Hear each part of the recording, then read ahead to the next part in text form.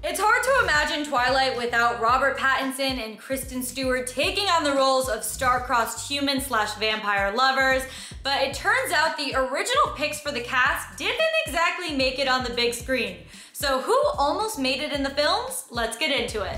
It's been more than a decade since the Twilight Saga made its way into movie theaters and won the world over. But way back in 2007, a year before its release, author Stephenie Meyer shared her opinions on which actors and actresses should play the characters from her beloved book series. You know when you're reading a book and envision what the characters might look like?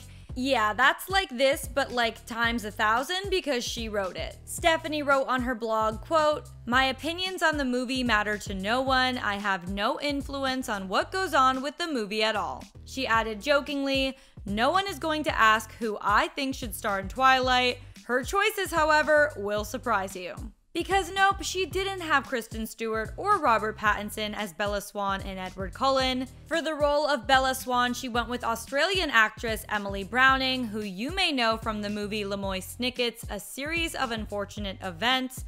Of course, Kristen landed the role of the clumsy but endearing lead character. When it came time to choose Bella's vampire beau, she envisioned Henry Cavill and his Superman good looks for the role of Edward Cullen. At the time, she called him, quote, "the only actor I've ever seen who I think could come close to pulling off Edward Cullen." I mean, we could see it. But Robert Pattinson also had no trouble taking on the role of the often romantic, always brooding vampire. For Dr. Carlisle Cullen, she pictured Charlie Hunnam of Sons of Anarchy fame, and although it would have been cool to see Dr. Cullen on a motorcycle, Peter Facinelli was cast in the role instead. Stephenie may have had actor Stephen Strait in mind for the role of Jacob Black, but as we all know, he got to keep his shirt on and Taylor Lautner took on the role of the moody teenage werewolf.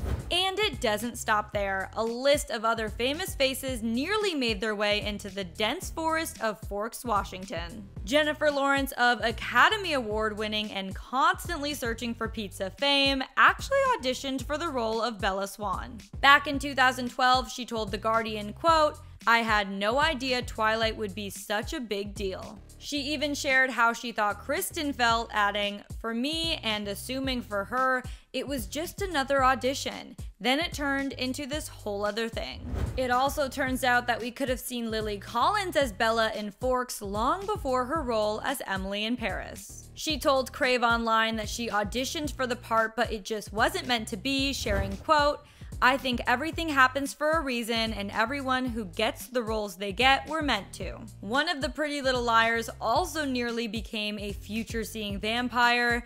Lucy Hale shared with J14 that she auditioned for the role of Alice. She shared, quote, "I read the books and I wanted to be part of the first movie so bad." Though, as we all know, Ashley Greene ended up getting the part. In another surprise almost casting, actress Michelle Trachtenberg was in talks to play Bella. She told Entertainment Weekly, quote, "There was definitely interest here and there because there's only so few pale girls in Hollywood." Vanessa Hudgens was a rumored runner-up for the role of werewolf Leia Clearwater, but the High School Musical graduate didn't make the grade and the role was ultimately played by Julia Jones. Channing Tatum was actually discussed as an option for the role of Riley in the Twilight Saga's Eclipse film. Screenwriter Melissa Rosenberg started buzz when she told E! News she pictured him in Eclipse, adding that she felt Channing could play the role beautifully. Alas, actor Xavier Samuel played the part, so we'll never know the vampire with Magic Mike-esque dance moves that might have been.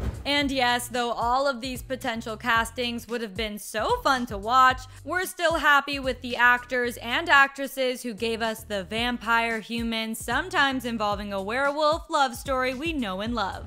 For more Twilight nostalgia, including where you can binge each film in the series, click right over here for another Clevver News video. Also, let me know down in the comments which actress or actor you wish made it in the series. As always, I'm your host, Renee Ariel. You can follow me on socials at Renee Ariel, and I'll see you next time.